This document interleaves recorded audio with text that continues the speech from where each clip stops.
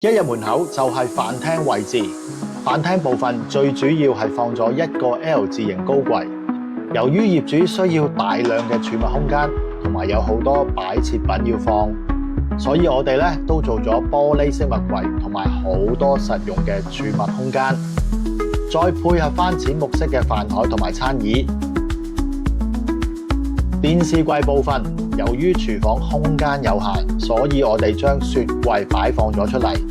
中間會係一個電視櫃，上方會掛電視，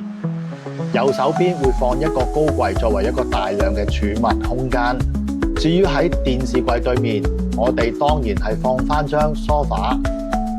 梳化旁邊會再會一個儲物櫃，儲物櫃嘅上方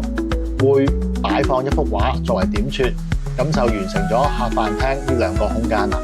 如果大家中意我哋呢條片，請大家 like、訂閱同留言。想知道片裏面更多資訊嘅，可以 PM 我哋。